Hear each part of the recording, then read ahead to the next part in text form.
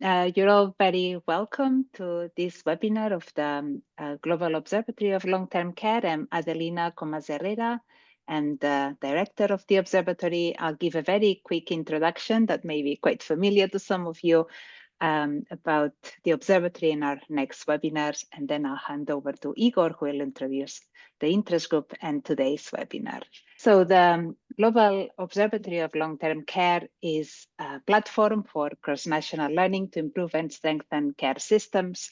It's part of the International Long-Term Care Policy Network, and our aim is to identify key shared challenges and showcase how different countries and localities are addressing, share research evidence, and facilitate collaborations. And it's open to everyone: policymakers, industry, advocates, care professionals, and academics. And yeah, it's very much about sharing our knowledge. The best way to engage with the Global Observatory of Long-Term Care is to become a member. It's free to do so. When you join, you can also sign up for the different interest groups that we have, and that way you can find people with similar interests, and you can also have an opportunity to share your publications and events with us. You can let us know about your new papers, reports that you want to share. You can also contribute to country profiles, methods guides, blog posts, and presentations. This is a QR code on how to become a member if you aren't a member already. And I'd like to mention that we have a few other webinars coming the next few months. On the 28th of March, we've got one on dementia meeting centers, which is a very interesting community-based approach to dementia care that started in the Netherlands, but has been expanding to other countries, including the UK and more recently in Zimbabwe. So it'll be fascinating to see how this has shaped up. We then have a webinar on care workforce retention and looking at what factors are critical and how they change with worker age. That's on the 30th of April. On the 8th of May, we've got one on the politics of live-in care migration, a comparative study of Taiwan, Austria, and Germany. And on the 27th of March, we've got one on estimating the cost of informal care with a novel two-stage approach to individual synthetic control disease, webinar of the course experimental methods interest group. So as you can see, we have a wide variety of topics and exciting webinars ahead. And I'm very delighted now to hand over to Igor, who is going to introduce the care regulation and improvement interest group and today's speakers. All right. Thank you, Adelina. I'm pleased to welcome you to the 5th webinar of the Care Home Markets and Regulation Interest Group. Thank you very much for joining us. And traditionally, I'm starting with a few words about our group. Our group's goal is to share knowledge about policies that improve the quality and outcomes of care in care homes.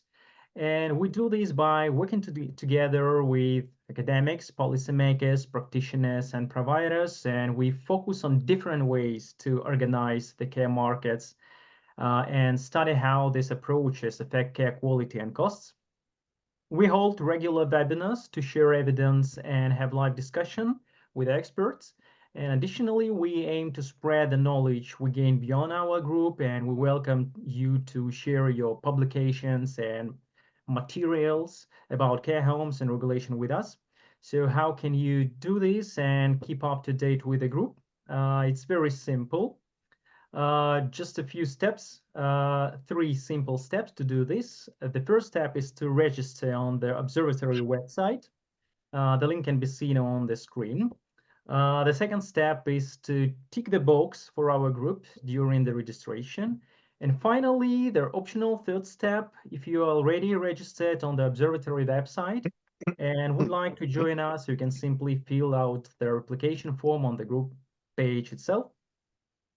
And of course, we look forward to having new members in our group, and you can also send us any questions or concerns about the work of the group and participation in it to emails below. Now, a few words about the steering group, composition of the steering group. It includes Jose Luis Fernandez, the director of the Care Policy and Evaluation Center, Adelina Comas-Herrera, Assistant Professorial Research Fellow at the Care Policy and Evaluation Center, and I, Igor Shagalov, research associate at the Care Policy and Evaluation Center, and research fellow at the University of Birmingham, and interest group lead.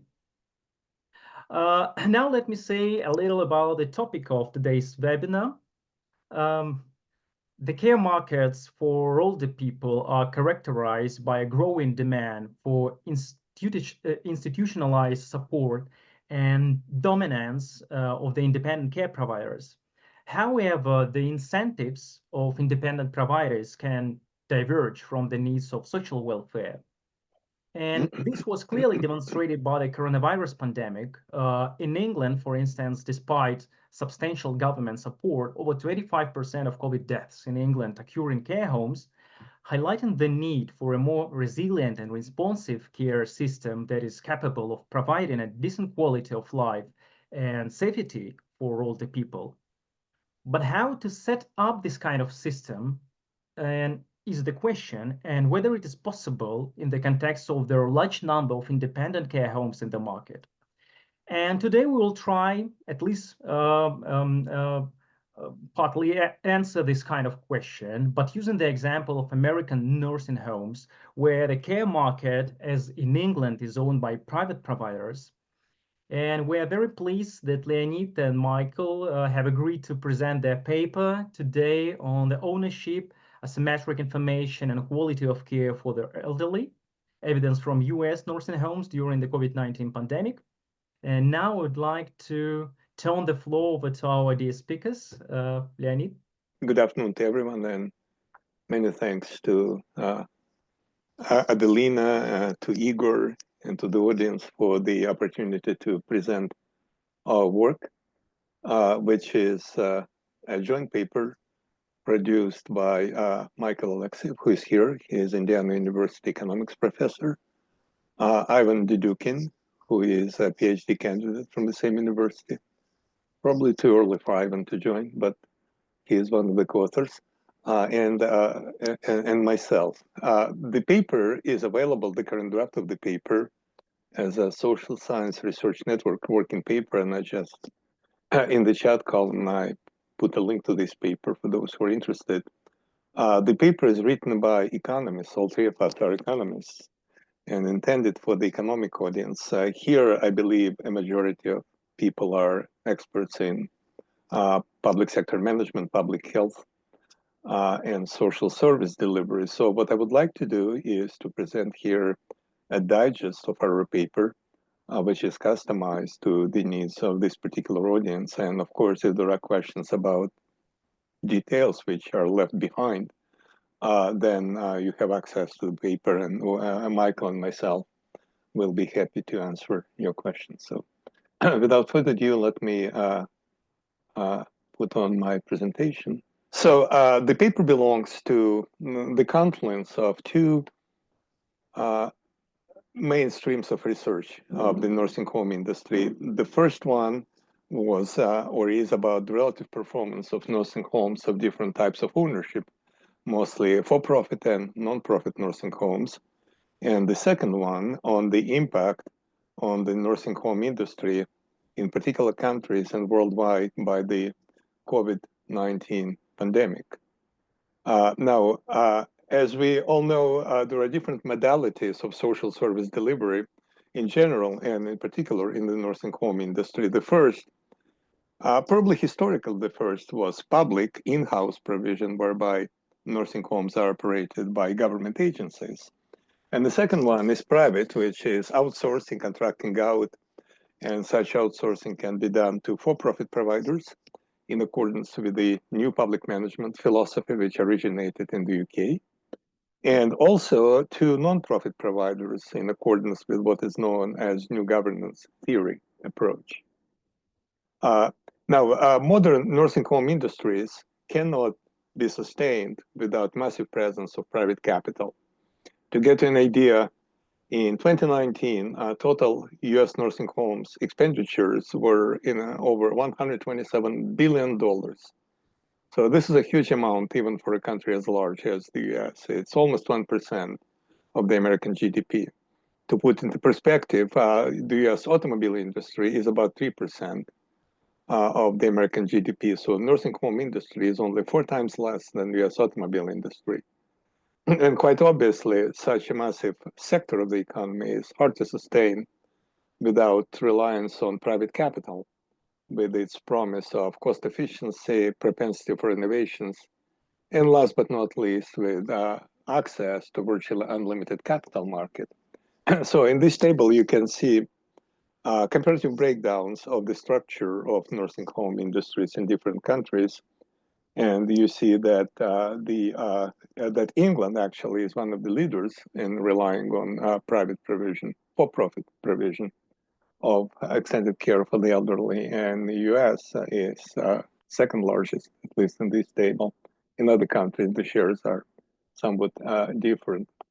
Now, the main problem, as we all know, just to formulate the premise of this analysis, is that when you contract out social service delivery to a private provider, nonprofit or for-profit, the problem is that the services, care for the elderly, and for that matter, healthcare more generally, are what is known as credence goods, where the quality of the provided service cannot be properly observed and evaluated and verified for that matter.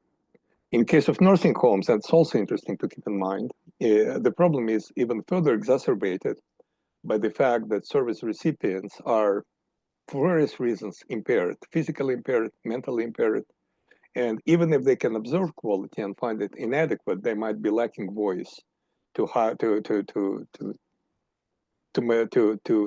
make a noise about it, to demand a better performance. And such informational asymmetry quite obviously opens room for moral hazard, whereby a profit-driven provider, if care for the elderly is provided by a for-profit organization, can take advantage of the informational asymmetry and sacrifice an observable quality to reduce cost with no effect for revenue, and therefore such effort goes unpunished by the market or by the legal system. Another reason to keep in mind, and this is something that we observed in our analysis, that quality could suffer not only because of excessive emphasis on cutting costs, but also because quality care for the elderly is a multitasking problem where you can pursue separate tasks or separate components of a single task. And you're talking about how to allocate scarce resources and efforts across the tasks. So social efficiency might require one allocation, but in fact, the allocation will be driven by the extent to which different attributes are more or less observable. In other words, you might be overemphasizing in the tasks which are less essential for the quality of service, but more essential for the revenue. And this misallocation, mismatch between what the market dictates and what the society needs could be another source of moral hazard problem. And to summarize, engaging of for-profits in the care for the elderly, it could be problematic precisely due to their trademark propensity to innovate and to be flexible and to be efficient when service delivery is misdirected by informational asymmetry. Now, there is, of course, an alternative, and the alternative is non-profit provision. Non-profit organizations, still private as for-profit ones, do not have shareholders, and they are subject to what is known as the non-distribution constraint. In other words, if there is a surplus, financial surplus of the operation, the surplus cannot be distributed, cannot be appropriated by shareholders or owners, simply because there are no shareholders and there are no owners. And that means two very important implications for the incentives of nonprofits in comparison to for-profits.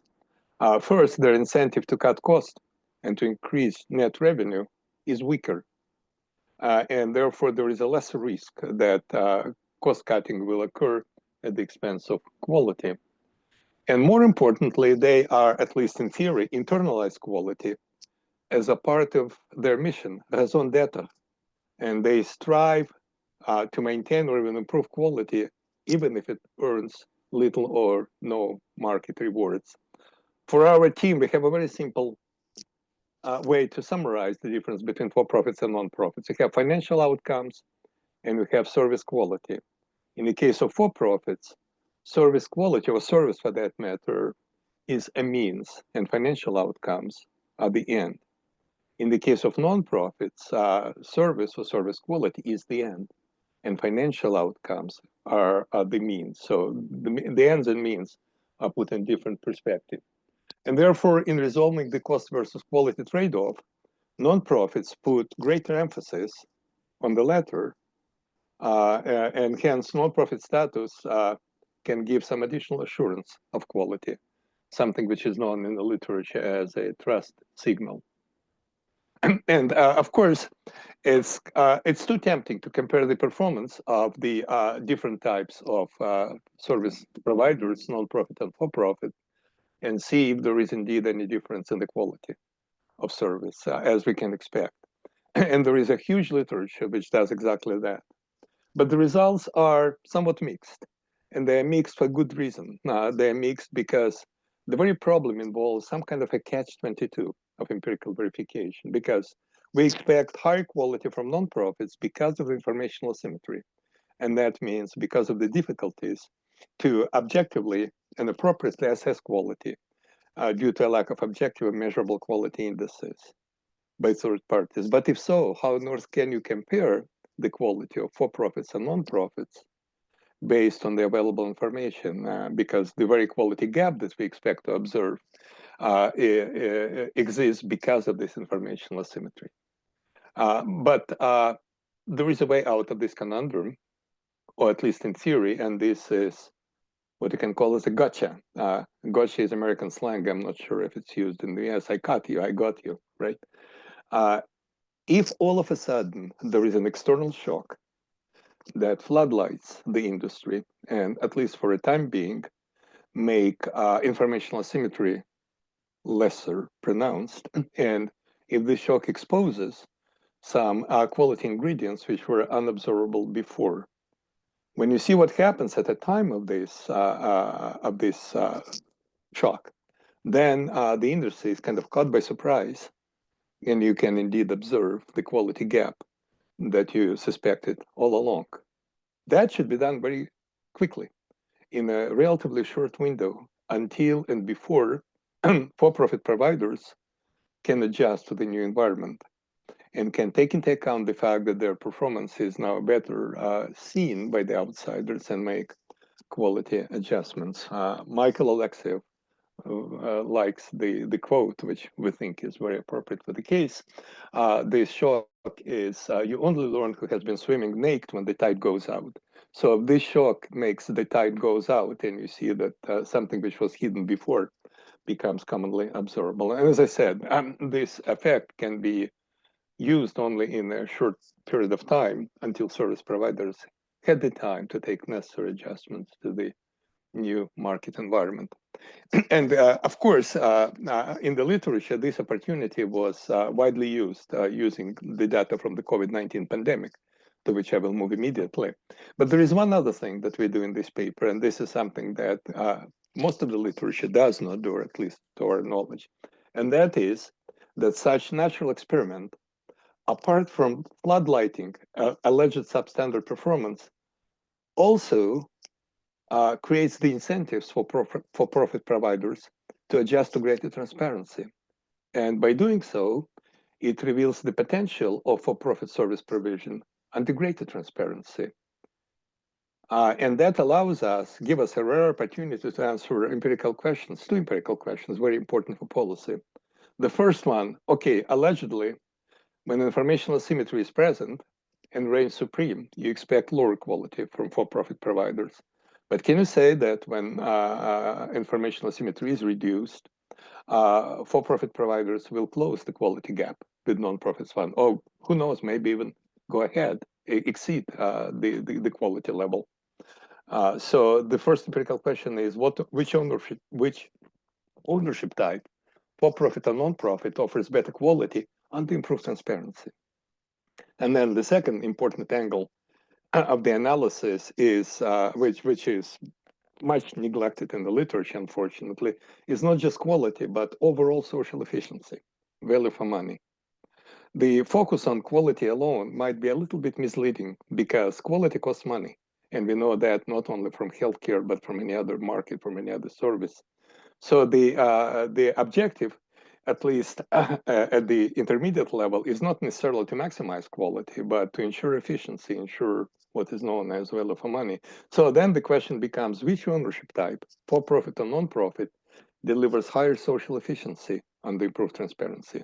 And the answers to these questions a priori are not obvious, and we have some opportunities to answer those using recently available data. And this data, of course, comes from COVID-19 pandemic, which Professor Grabowski, I think he opened up the series. He published a number of influential articles on the impact of COVID-19 on the US nursing home industry and on nursing homes more generally, and we'll be making references to his scholarship down the road. So he called the COVID-19 pandemic impact on nursing homes a crisis on top of a crisis. As we all know, COVID-19 was a tragedy of truly biblical proportions for the nursing home industry, which turned nursing homes into pandemic hotspots with the numbers of infected and diseased far in excess of the infection mortality rates in the same age cohorts outside the nursing homes. In the US nursing homes, it could be as much as 23 times higher than in the same population outside of the nursing homes.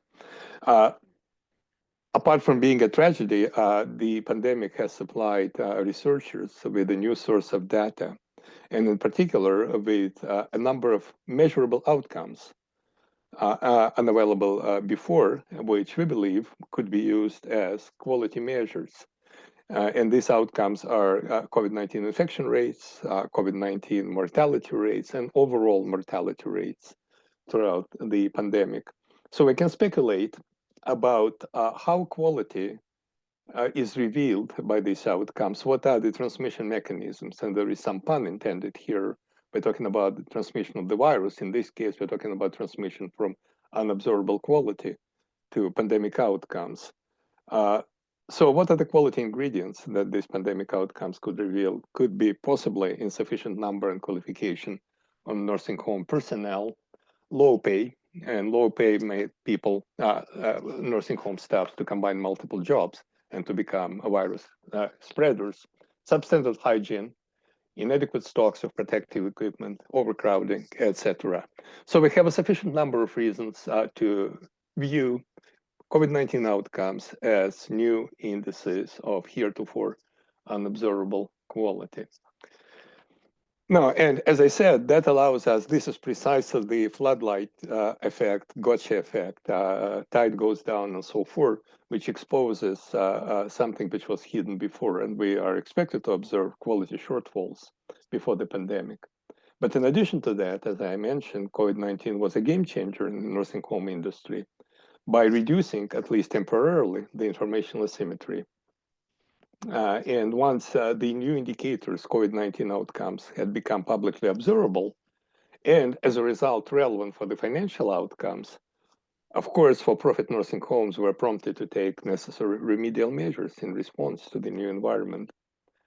And if high-powered market incentives were a matter of concern for-profit provision before the pandemic, during the pandemic, the very same high-powered market incentives pushed non-profit nursing homes to improve quality during the pandemic. And therefore, in addition to simply observing the quality gap alone in the pandemic, we should also be interested in the adjustment process during the pandemic. In other words, how for-profit providers responded to the shock. Now, in the paper, and I should stay within my time limit, we have a small theory, which I will skip, and you can find details in the full paper. Basically, the theory is based on the assumption that a private provider can implement a number of innovations in running the facility. And some of these innovations improve net revenue, increase net revenue. The other ones improve quality. And the important assumption is that if you maintain higher quality standards, it becomes more difficult to reduce cost. And vice versa, if you want to reduce cost, it might be more difficult to improve quality. So this is what we call a common pool assumption. And the main results of that theory can be summarized as follows.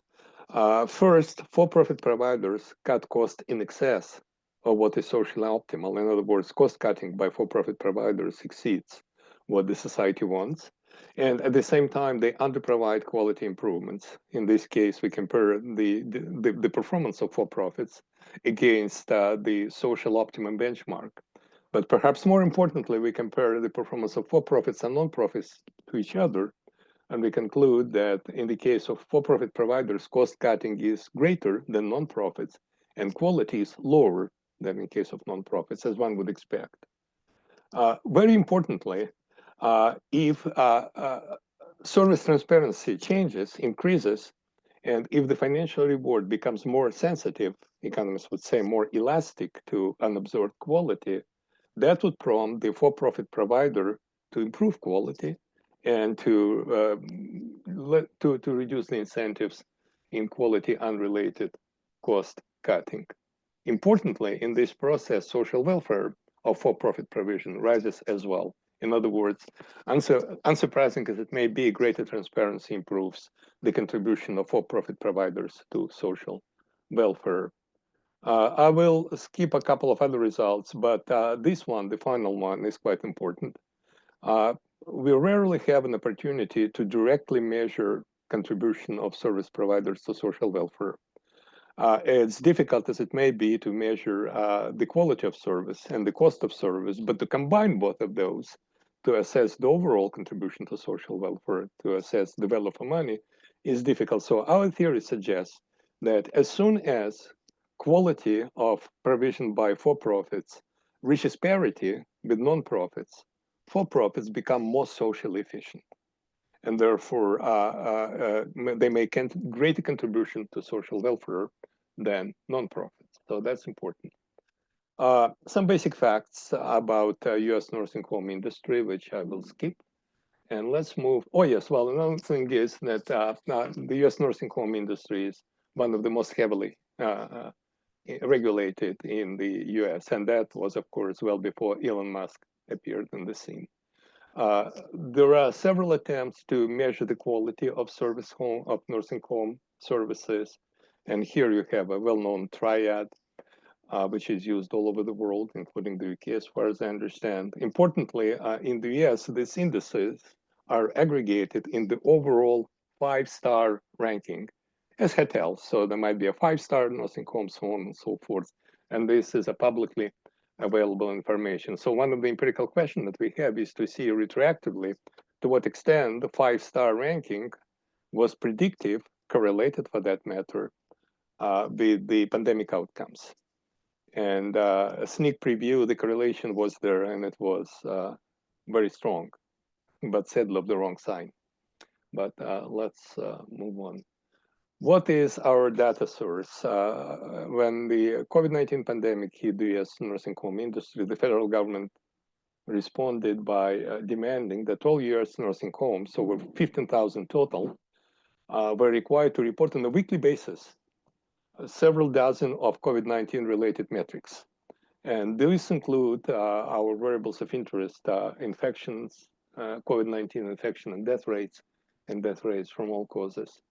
And there are some other sources of information that we used, and they're here on this slide. As a result, our data set is a panel which covers an 84-week period from May 2020 through December 2021.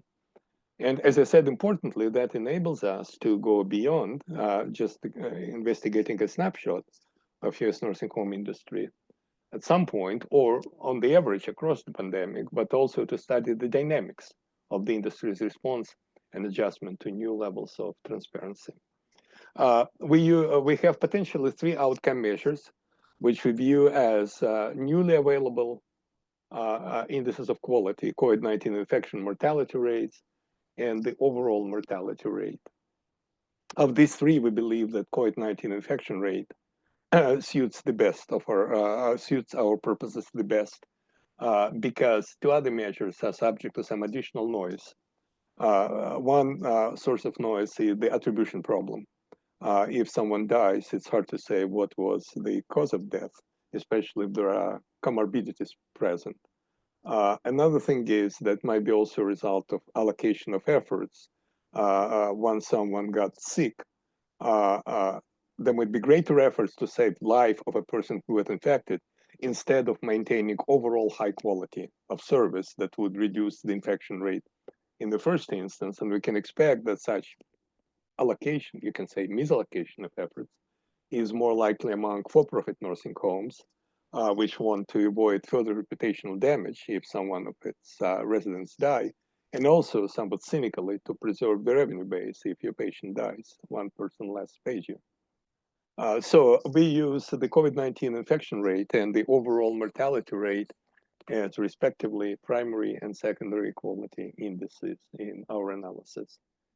So if I have another 10 minutes, I will present my our empirical findings, and we'll have some time for discussion. Is that okay? Perfect. Yep. So here is a summary of the main empirical findings. We found that indeed there was an initial care quality gap revealed by the pandemic during the early period of the pandemic. We observed a very strong and robust catching up process triggered by the increased transparency, as our theory predicts. And the quality gap between for-profits and non-profits rapidly diminished and ultimately disappeared during this process. We answered the question as whether one could trust official quality rankings. In other words, whether 5 stars were reliable predictor of service quality measured by infection rates. We want to study the impact of competition, which is a very powerful resource and driver of for-profit provision, and one of the reasons that we expect for-profits to provide higher quality. Even if there is moral hazard present, it can be argued with some caveats that competition alleviates moral hazard, at least to some extent. Now, Grabowski and his co-author Heath, some time ago, about 15 years ago, they described what they call the spillover effect from the non-profit segment to the for-profit segment, whereby the non-profit segment has a positive influence on the non-profit segment has a positive influence on the for-profit one. But the mechanism of this externality was, in Grabowski and Heath analysis, informational, due to informational asymmetry. We observed this effect, but we provide a different explanation for this externality, which is unrelated to Grabowski and Heath, and which works exactly at the time of greater transparency.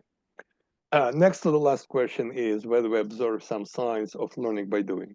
In other words, whether nursing homes take lessons from their experience, sometimes tragic at early stages of the pandemic. This is an important question in and of itself, because if there is some evidence of learning by doing, we have a hope that the changes in the operations of nursing homes have some chances to sustain past the COVID-19 pandemics. And then last but not least, we compare social welfare contribution of for-profit and non-profit nursing homes during the pandemic. Now, we begin with a very simple baseline econometric model where we explain pandemic outcomes, say infection rate, I is nursing home, and T is week number, as a function of time and a set of controls. But very importantly, our main variable of interest, which is type. Type is a dummy for private ownership, equals 1 when a nursing home is operated as a privately owned one, and 0 when it's operated by a non-profit one. So what we observe in this baseline regression is that overall, across the pandemic, for-profits exhibit higher infection rates across the observation period, as one would expect. And the difference is substantial, both statistically and numerically. Interestingly enough, and there was some evidence of that in the literature, but not loud and clear, for-profits exhibited lower death rates from all sources, from all causes, than the non-profit ones. And that is explained by the greater emphasis of for-profits on saving lives once someone got infected, for the reasons that I just explained. But the most interesting part of this analysis is a more extended econometric model, which describes the adjustment process. I'll skip this slide in a moment, but the difference between the baseline model and the main one is that we follow how the outcomes depend on time, and we interact time variable with the type variable. So we see how the impact of ownership evolves over time, and we include both linear and quadratic terms to allow for some nonlinearity in this adjustment process.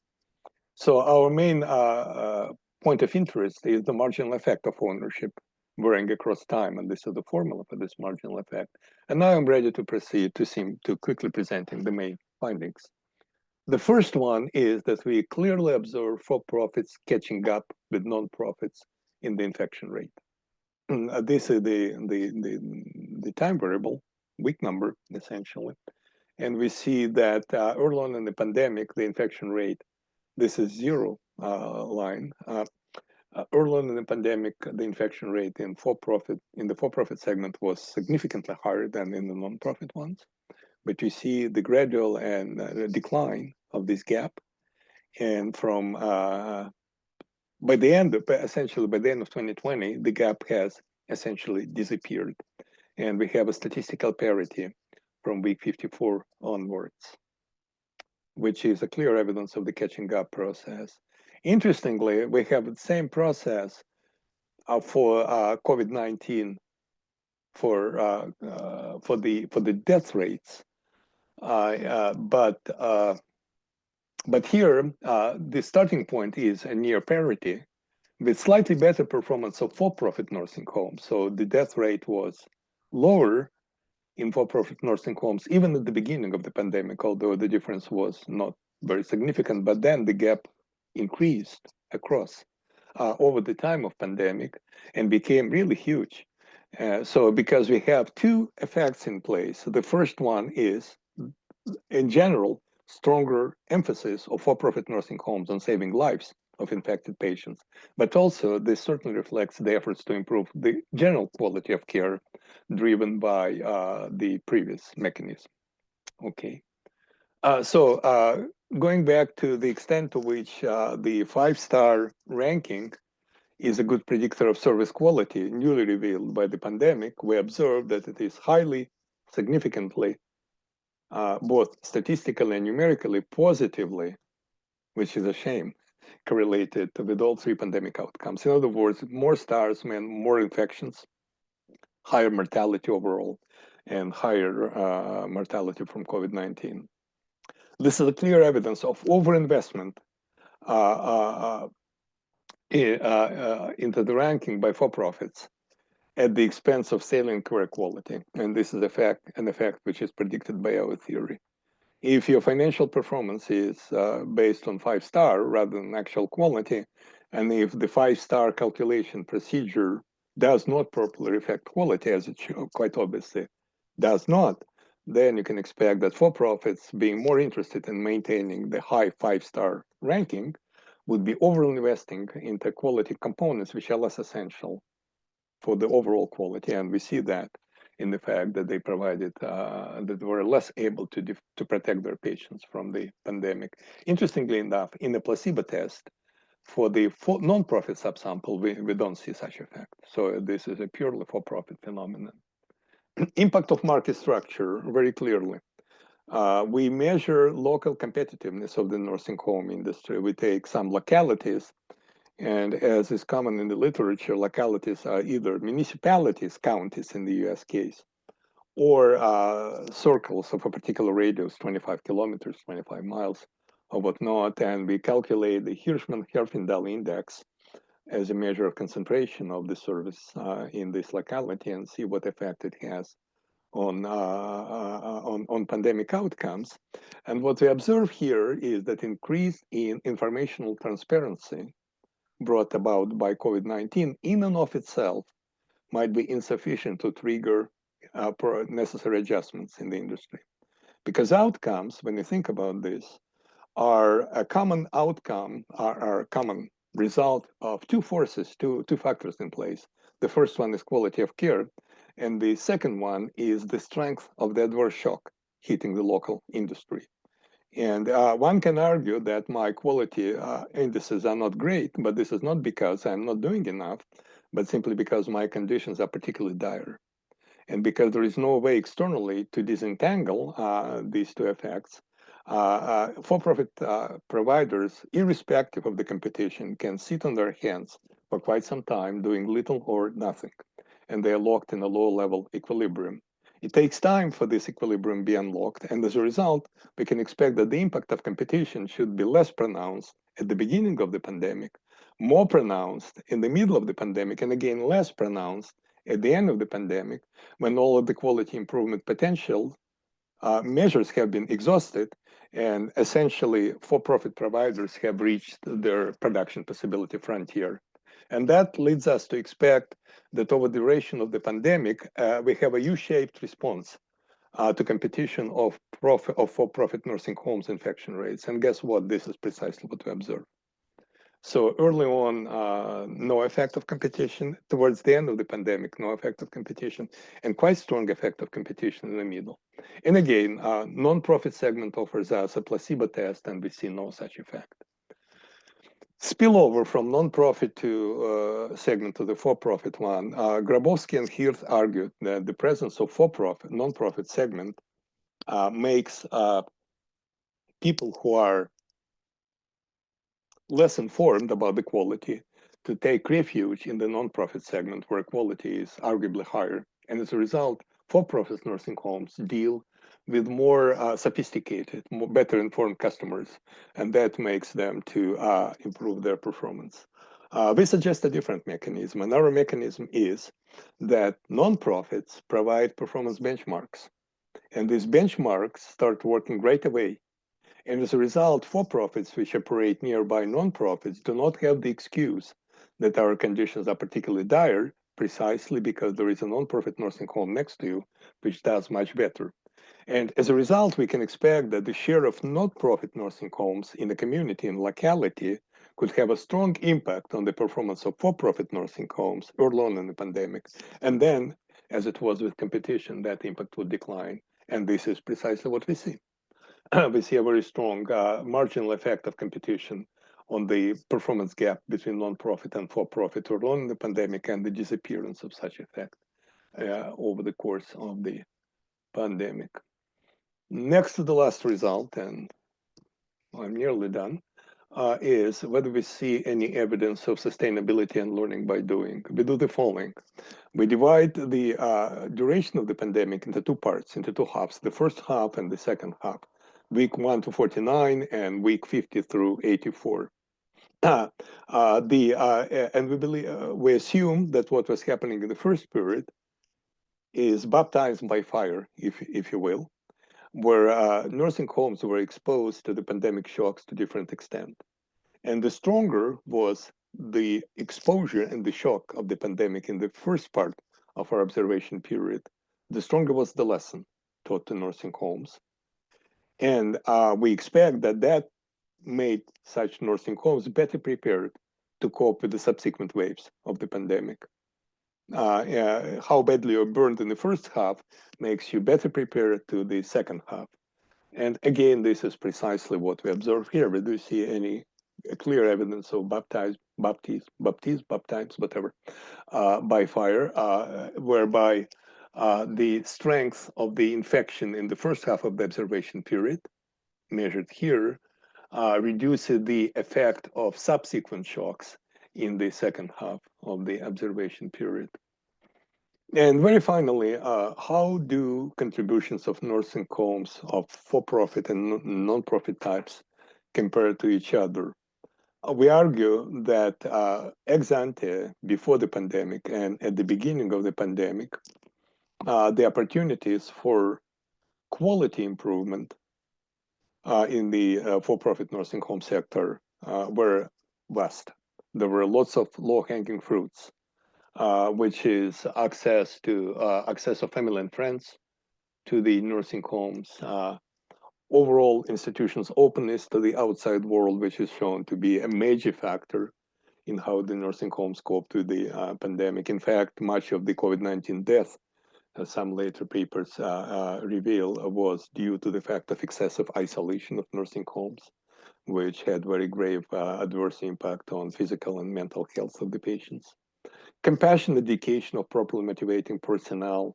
For-profit nursing homes, in theory, can redirect their revenue from tunneling of for-profit disguised as costs towards service delivery, so on and so forth.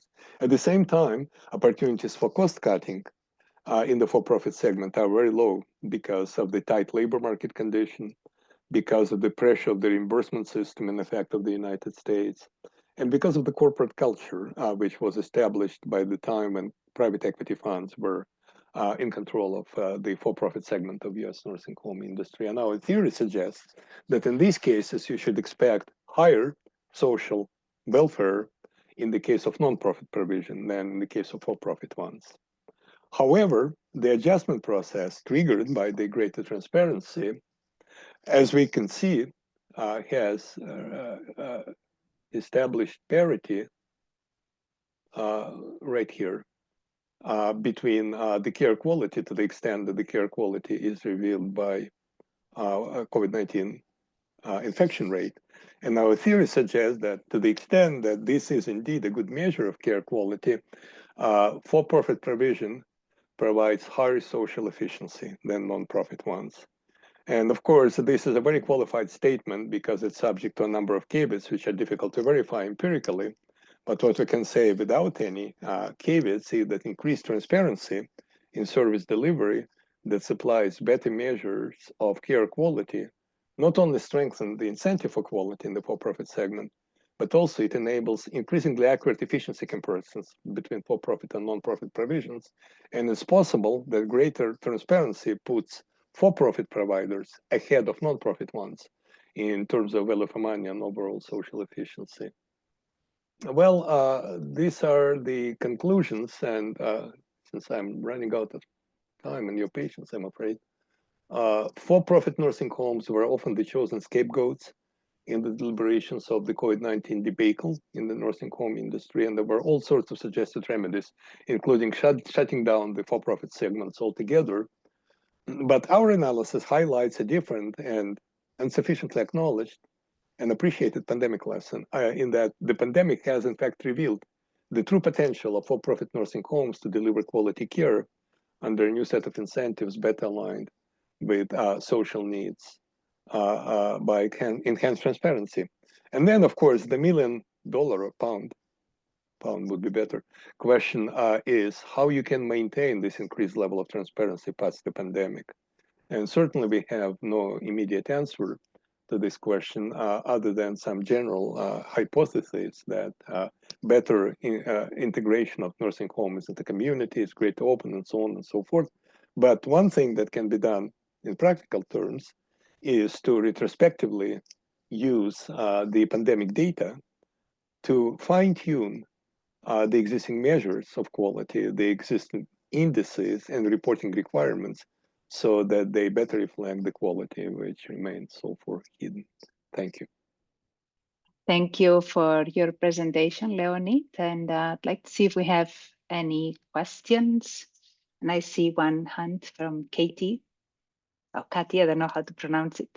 Yes, it's Kati Ko. Kati, thank you. Yeah, thank you so much for this presentation. And as you rightly say, this disrupts some of the narrative that we've had. I guess the major lesson that I take from it is that we need to have the nonprofit and for-profit in competition with each other to kind of regulate out some of the excesses that they might have.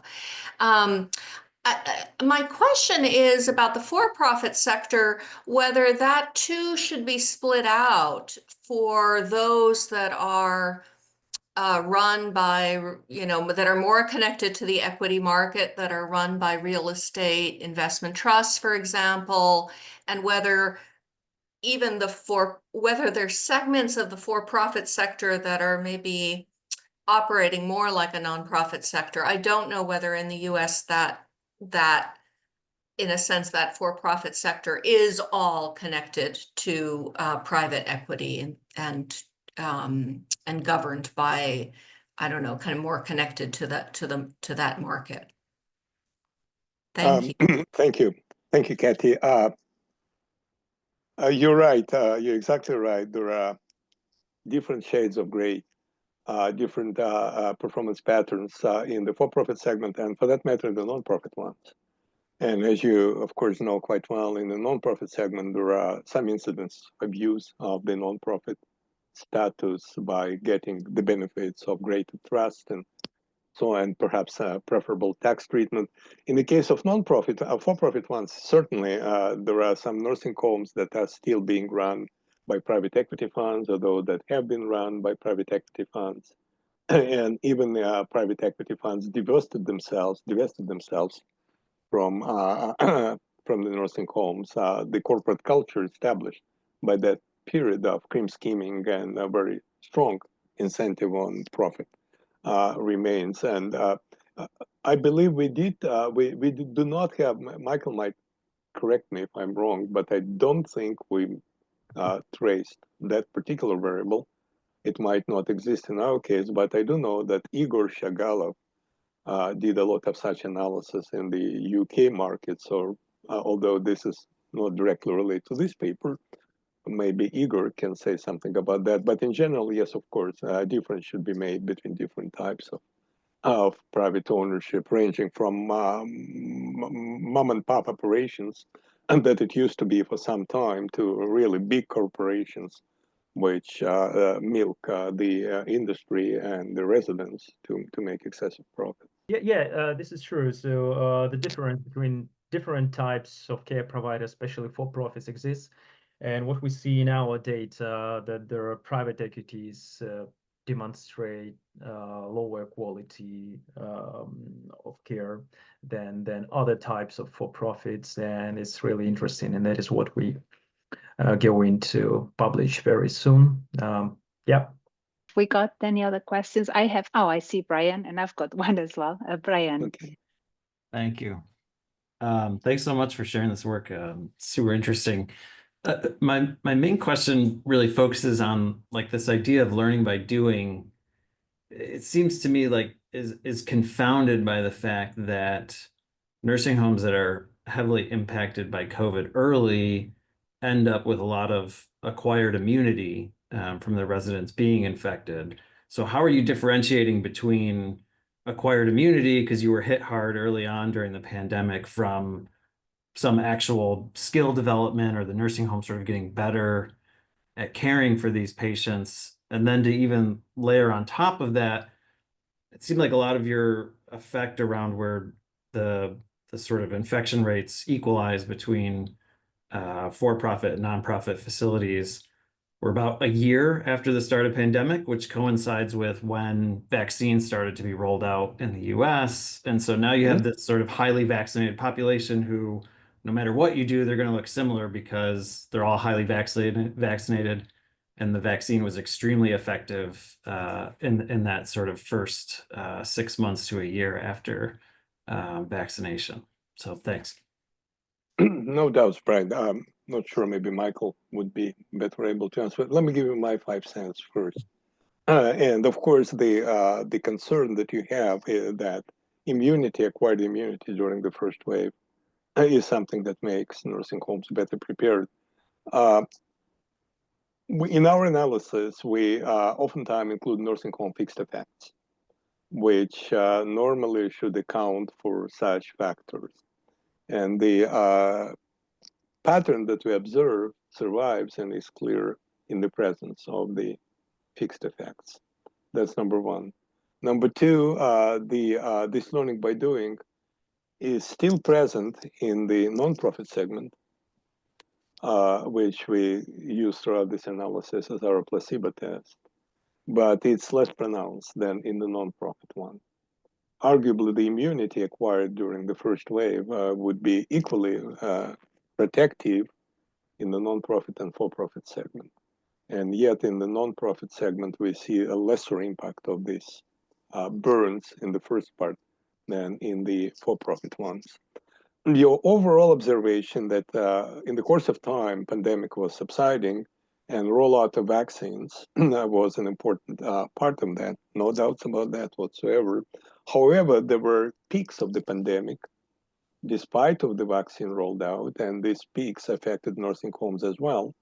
And what we observed to a large extent, and we did this sensitivity analysis, holds when you take the period of the pandemic before the rollout of the vaccine. So you see this adjustment before the rollout.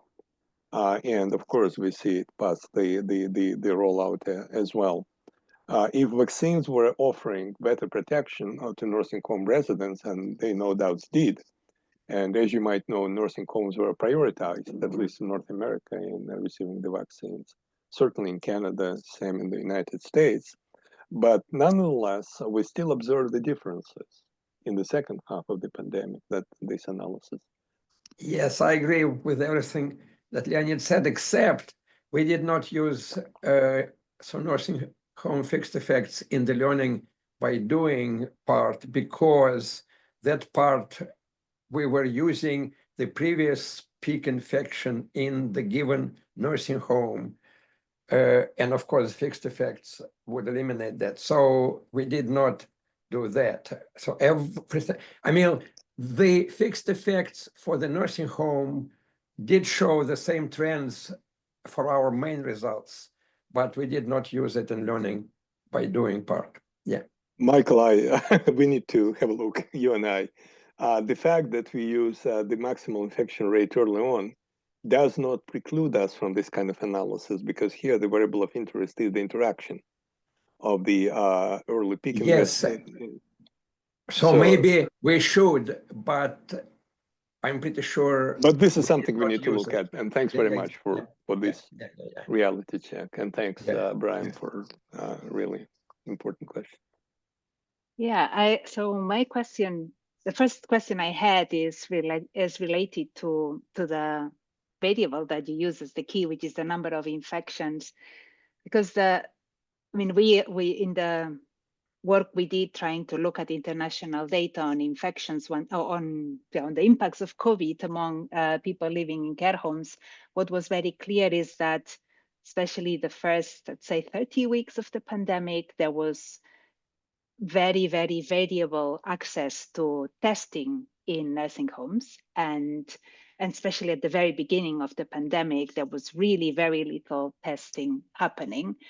The way the testing happened and the way the tests were distributed was not necessarily as systematic as you'd expect. So there were very big differences.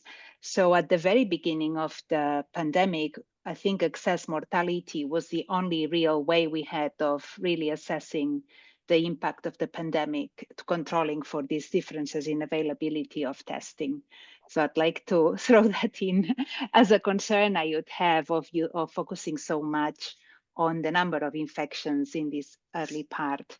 And the second thing I wanted to mention is that what we observed from the international literature is that there was a big dependence on how many infections were happening locally, on whether a care home would be affected. And that was a more important effect at the sector of ownership and any other.